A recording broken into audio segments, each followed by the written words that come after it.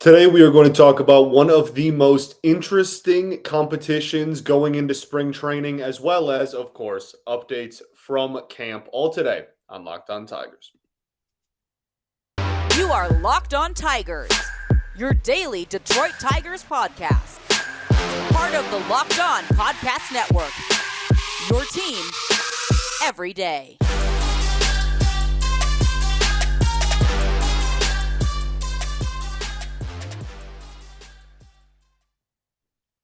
What is up, everybody? Welcome back to another edition of Locked On Tigers. I'm, of course, your host, Scott Bentley. Today is Thursday, February 23rd, 2023. Thanks for making Locked On Tigers your first listen every single day. We are free and available wherever you get your podcasts, including YouTube.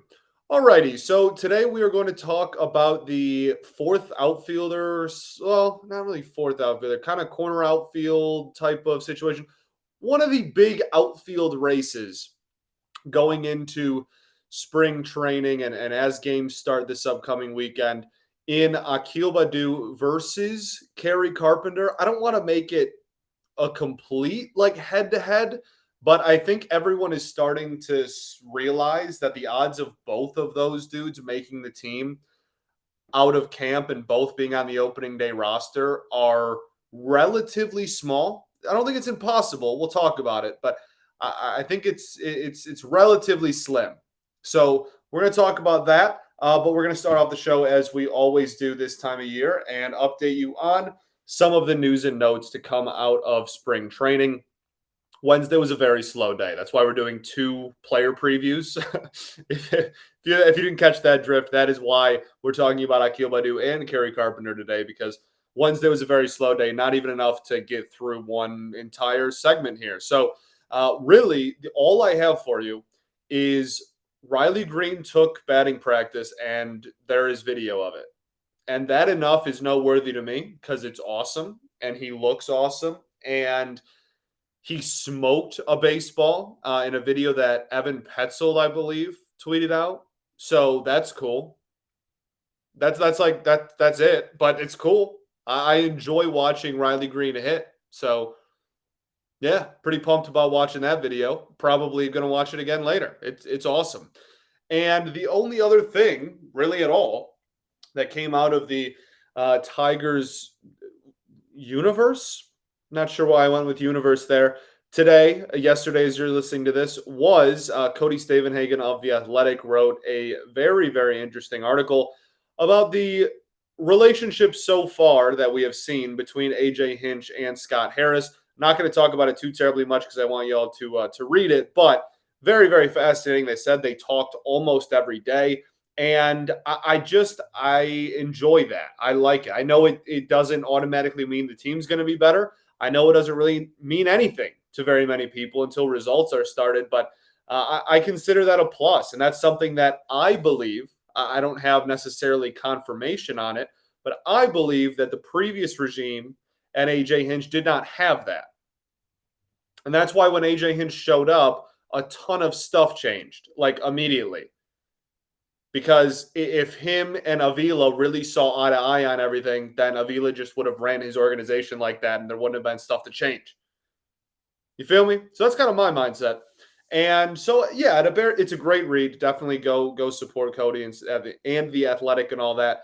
But just something that made the rounds on Tigers Twitter on Wednesday, and something that I thought that was interesting enough to bring up, and something that I enjoy and I'm pro. I'm glad that is a thing. And that's pretty much it. That's the end of news and notes for Wednesday. There's a video of Jason Foley and Tyler Alexander eating oranges, like whole. That's like where we're at in spring. We have players eating oranges whole, and that's like the big video out of camp. So not a whole lot, but we will certainly. We're going to start off the show, every single show, with news and notes from whether it's games or well, if games are on TV, we'll break down games. But you get what I'm saying. So let's get into the meat and potatoes here of this show, and that is Kerry Carpenter and Akil Baddoo.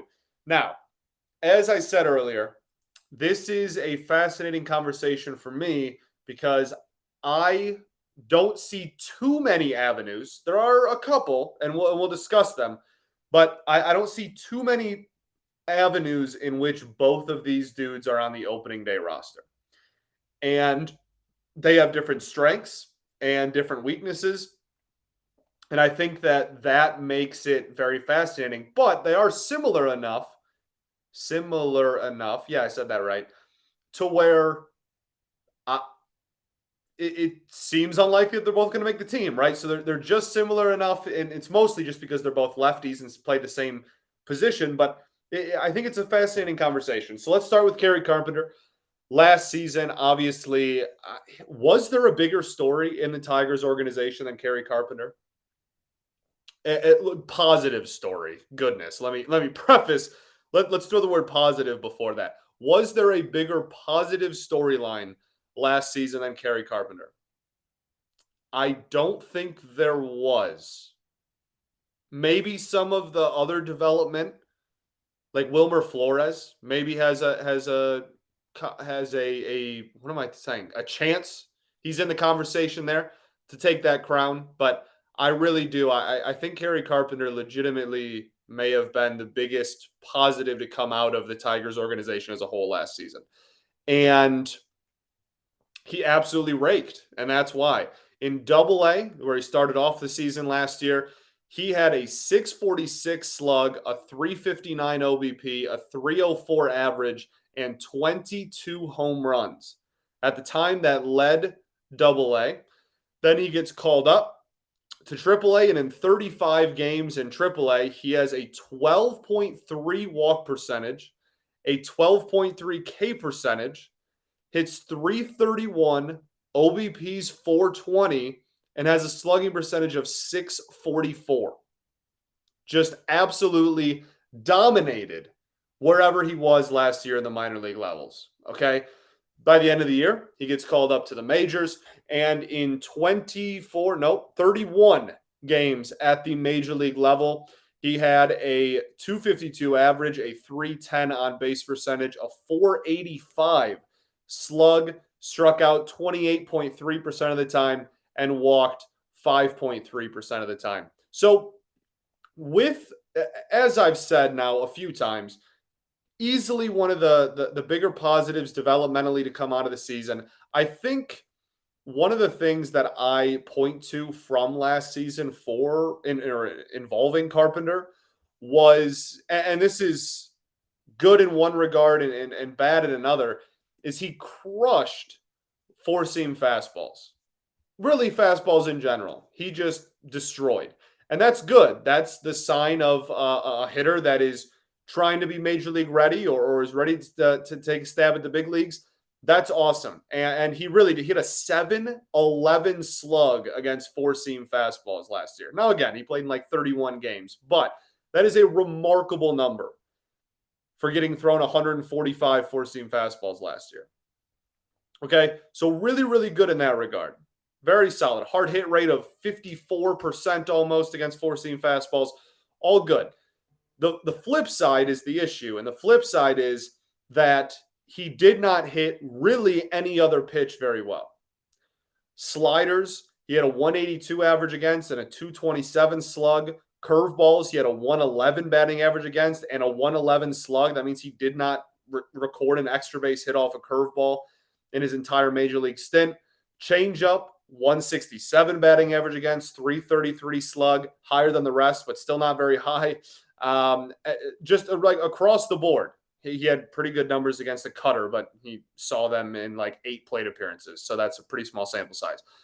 So really just anything that was, and a cutter is a variation of a fastball to most people anyway as well. So really, if you're removing the fastballs or variations of, you're getting a lot of really rough numbers against off-speed and breaking stuff. And that is the next step in development. And that's a normal stage in development that a lot of people go through. I'm not saying he's never going to figure it out. Like I said, most hitters start off by hitting fastballs really well and then have to develop and adjust and hit breaking stuff well. Okay, so not a slight, just very noticeable last season that pretty much all of his success, to be honest with you, just came off heat. So that's something that I'm looking for in 2023. Can you adjust? Can you hit off speed and breaking stuff at the major league level? And if he does, he's going to run away with one of the corner outfield jobs. Makes sense? Okay, let's keep the ball rolling. We'll finish up on Kerry Carpenter, then we'll talk about Baddoo, and then we'll compare both of them and then talk about the competition in camp. That's the itinerary. Boom. But first, I got to tell you all about our friends over at FanDuel.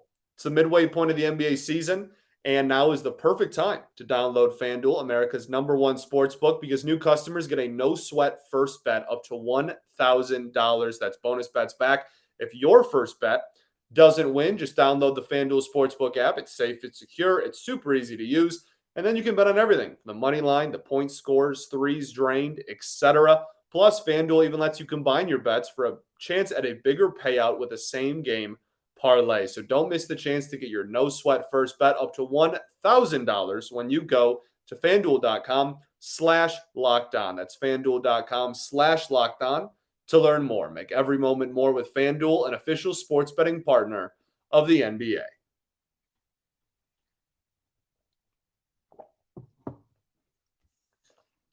All right, everybody. Welcome back. Segment 2, Locked On Tigers. Thanks for making us your first listen every day. For your next listen, check on the Locked On MLB Prospects podcast. Host Lindsey Crosby is a prospect encyclopedia, and he's going deep on the MLB stars of tomorrow. It is free and available wherever you get your podcast, including YouTube, just like us. All right, so let's get back on track here. So we were talking about Kerry Carpenter and talking about his honestly, last season at the major league level, just straight up inability to really do anything with anything that wasn't a four-seam fastball. And he saw mostly four-seam fastballs. And that also happens with a lot of kind of lesser known, unproven prospects. Dudes just kind of challenge those type of hitters. So, welcome to the major league type of stuff. And props to Kerry Carpenter. He took advantage. So great on that in that regard for sure. Also, another fascinating stat with Kerry Carpenter that might play into his favor a little bit is when looking at the shift stats, right? And we all know the shift is banned this year. There's still going to be movement. Like, I think there's some misconception that people are just going to play straight up. Like, that's not true. It's just how many men you can have on each side of second. So there's still going to be some movement. It's just not going to be as dramatic as it used to be. But with the shift, Kerry Carpenter's weighted on base percentage with no shift was .473. And with the shift was .273. A 200-point difference. That is massive in difference between weighted on base percentage there. So something to keep an eye on there for sure. Again, this is only in 113 plate appearances. We all have to very much realize that. But in 113 plate appearances, he had 74 shifts against him. So the scouting report in that regard was out. and teams definitely took advantage. And his on-base percentage was objectively worse when the shift was happening. So a less dramatic shift in the spring, keep an eye on for that. Maybe he's able to pull the ball with a little bit more success in singles and doubles rather than a lot of his success mostly just coming from really deep fly balls and home runs. Okay, so definitely another thing that kind of jumped out at me that I think will be a factor. As far as defensively, Carpenter is in last year in like 90 innings, he was just under a net zero defender, but he does have an above average arm. He has a really solid arm. So kind of a yin yang thing there. And yeah, that's kind of the player profile as he stands right now. And he's going up against, in again, most people's eyes. And I also still think there is a slim chance that they both make the roster. Like I said, we'll get into that at the end. All right, let's talk about Akil Baddoo. Obviously, last season did not go as planned for Akil Baddoo. A lot of people had really, really high hopes for him going into 2022. And he had, honestly, just a really unfortunate, dreadful season at the plate. And everybody loves Baddoo, and he's easily one of the bigger fan favorites amongst the fan base. And I hope that he can get back on the horse because when he is on, there are few more exciting players in the game of baseball. And so when looking at his 2021, okay, Rule 5 pick jumps onto the scene. Obviously, he gets off to the crazy hot start. He's hitting walk-offs. He's hitting grand slams. Everybody's fascinated.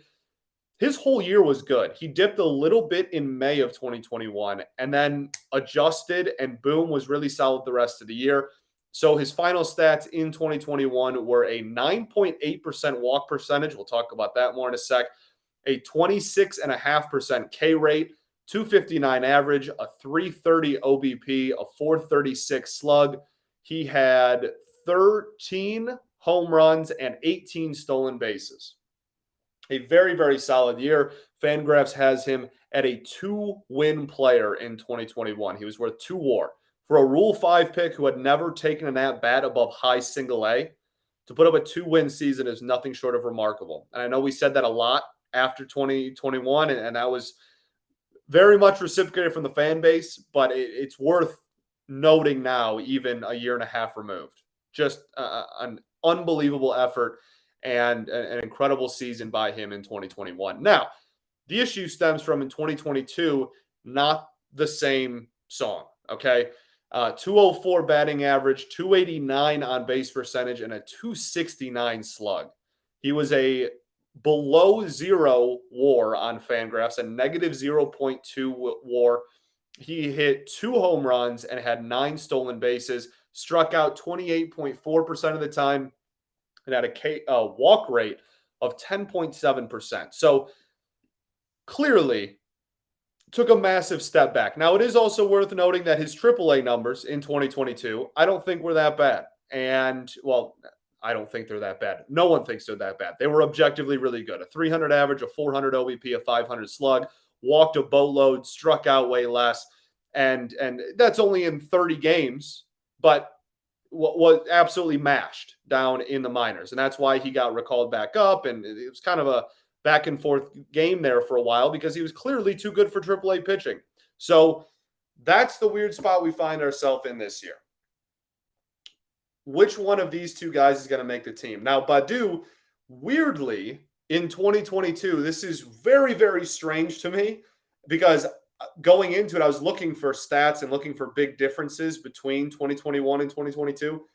I would have never told you in a million years that his zone contact percentage went up a boatload, like 7%. Now, way smaller sample size, absolutely true, but 7%. He went up from like a 78 or 79% to like an 84, 85%.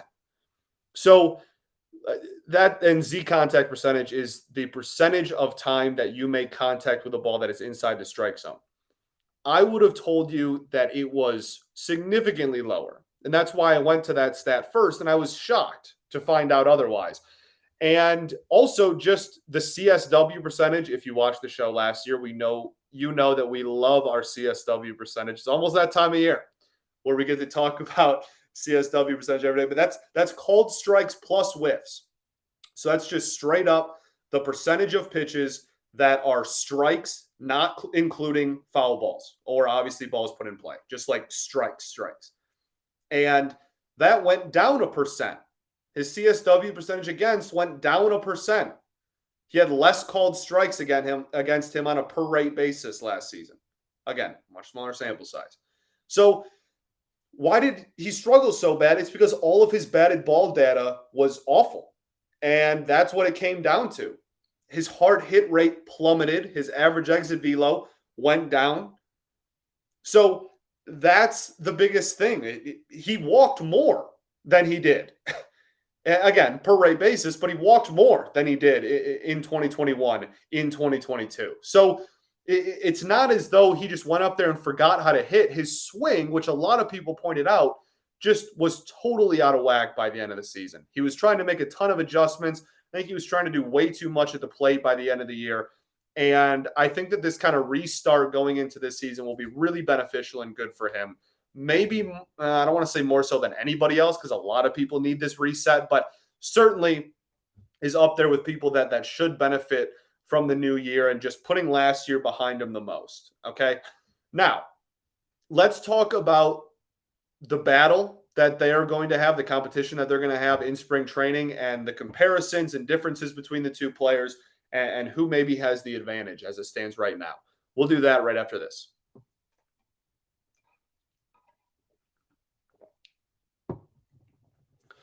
All right, everybody, welcome back. Third and final segment here, Locked On Tigers. I appreciate y'all for tuning in as always. So, talking about the competition between Baddoo and Kerry Carpenter, the comparisons, there's a lot of comparisons, which is what makes this so fascinating to me. So, obviously, the big one is they're both young corner outfielders that are lefties. All just blatant. If you follow the Tigers, you're aware of that. I can see if you follow the Tigers, you're probably aware of all of these, but still worth noting. The other fascinating thing is they both had just massive breakout seasons and weren't really on anyone's radar before their breakout seasons. Now, Baddoo's was in 2021 and Carpenter's was last year, but Kerry Carpenter was not a highly regarded prospect before this season. Akil Baddoo, again, was a Rule 5 pick that we all scratched our head at because he hadn't played past high single A and wasn't like a top 5 prospect in the Twins organization or anything. So kind of overlooked, under the radar players that just really exploded on the scene when they arrived. And so that's, I think, noteworthy. Like that's something that going into this season, okay, both of you have one really good season under your belts. Who's going to be the one to stretch out one season and make it 2 really good seasons? The other comparison that we talked about a little bit with Carpenter, and is definitely a similar sentiment to Akil Baddoo, is both have shown the ability to hit the fastball at the major league level. Akil Baddoo's numbers against the heater in 2021 were really, really good. Carpenter, we already talked about. And both last season struggled against off-speed pitches. Now, the difference is Akil Baddoo actually hit off-speed pitches somewhat decently, again, when considering the situation in 2021, whereas Carpenter really had next to no success against anything that wasn't a fastball last year.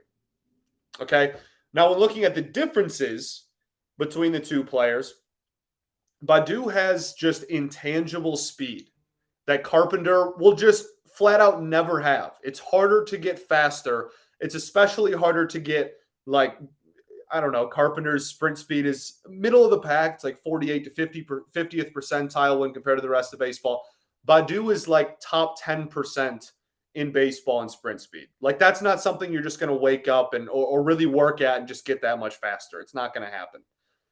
Okay, so that's just something that, again, intangibly, Baddoo has that Carpenter never will. And with the rule changes to favor base stealing and encourage base stealing a lot more this season, I think that's a pretty obvious leg up that Baddoo has over Carpenter going into this spring training.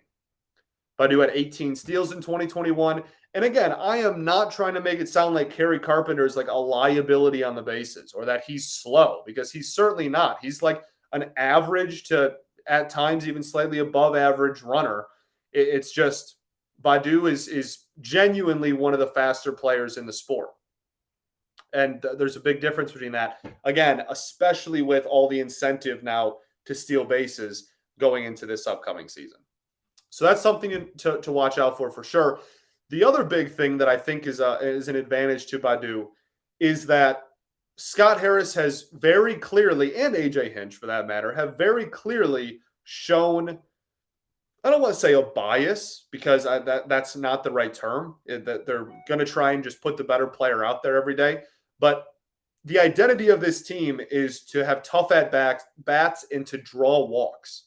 And Akil Baddoo draws walks really well no matter what. Last season, again, we talked about it, even though all the numbers were really, really brutal, his walk numbers were still really solid. Over 10.5 walk percentage. Pushing 11 at one point. And he has drawn walks everywhere he's been.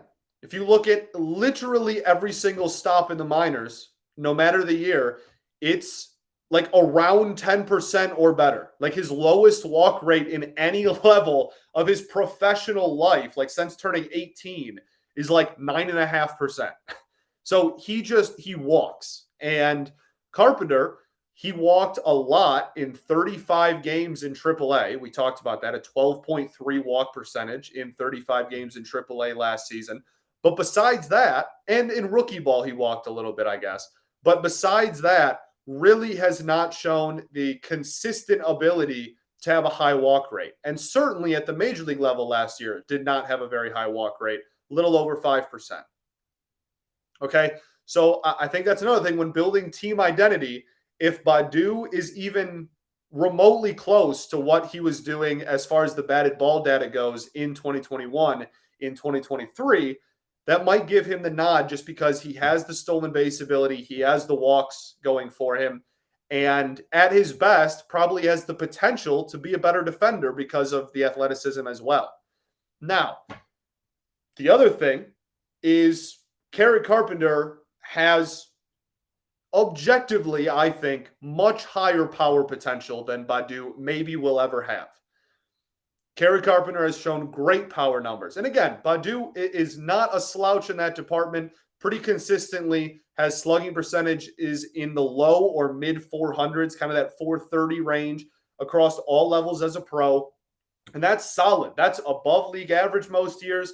There's nothing wrong with that, especially when you're providing all the other things that Baddoo does.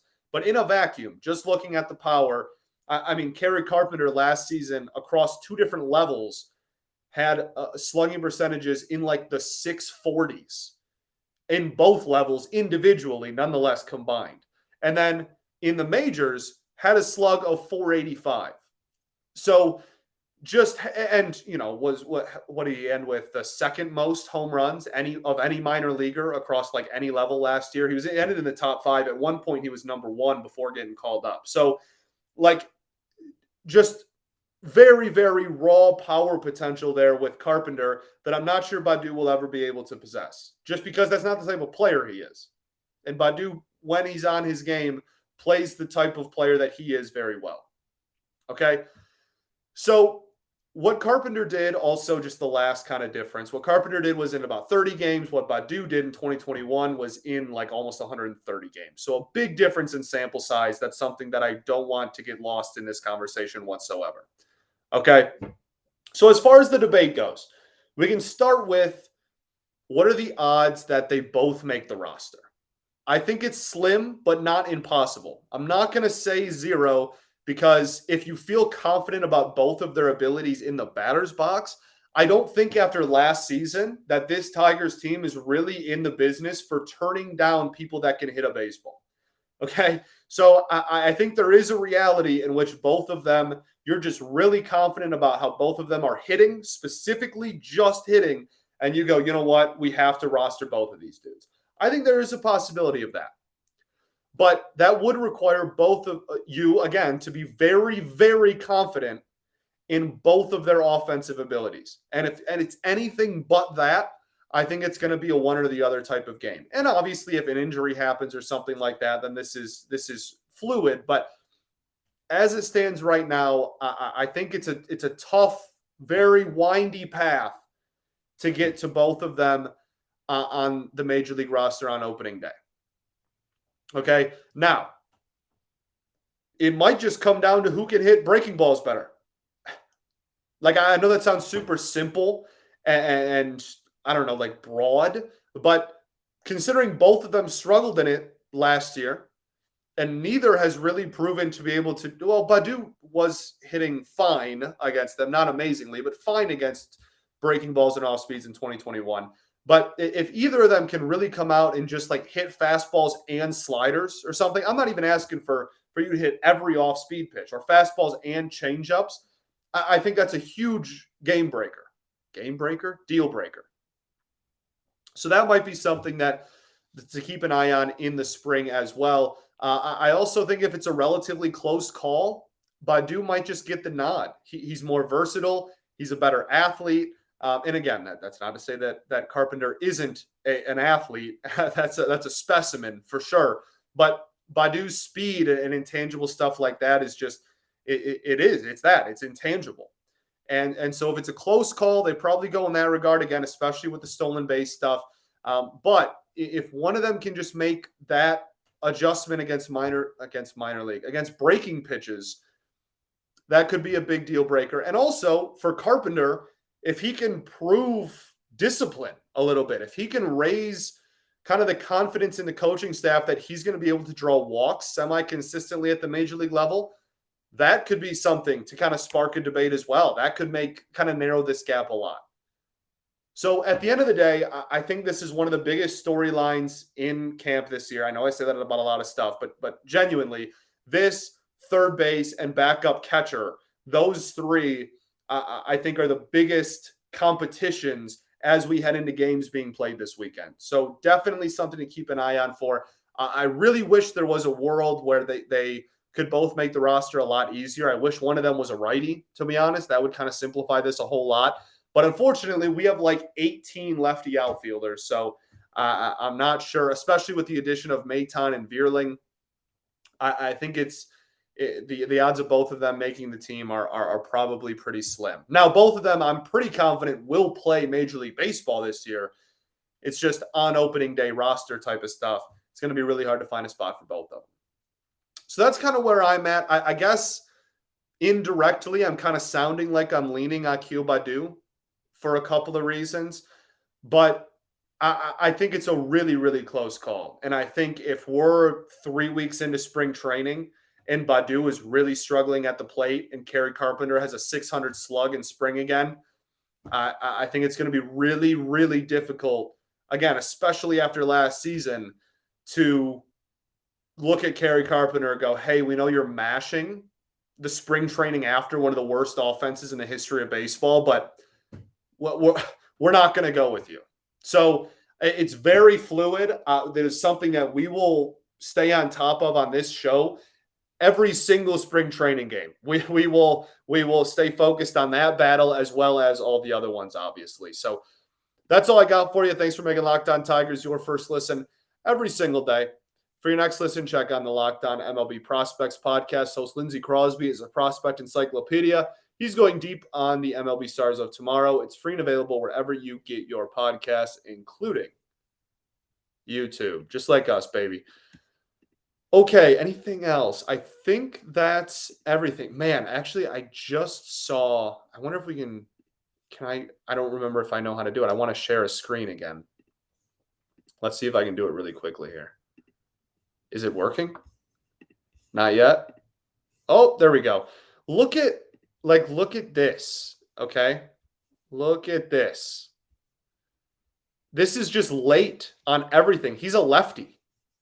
This is his batted ball data. If you can't see it and you're watching on the audio, almost all of his singles, if you were to cut the field in half and like draw a line from dead center field through second base, through pitcher's mound to home plate, a large majority of his singles and just hits in general are to the left field side, and he is a lefty. That should not be a thing. So just something I kind of noticed there as well there at the end.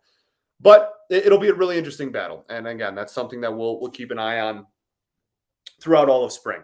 I appreciate y'all. Thank you I'm recording this on Wednesday. Really just not a fun day in the Metro Detroit area. Very gross weather day outside. So hopefully that didn't translate over into my work, but just kind of a gross, dark day. Here's to a good end of the week. And yeah, I'll see y'all tomorrow. Peace and love. Going to therapy's dope. I'll catch y'all then, baby. Go Tigers.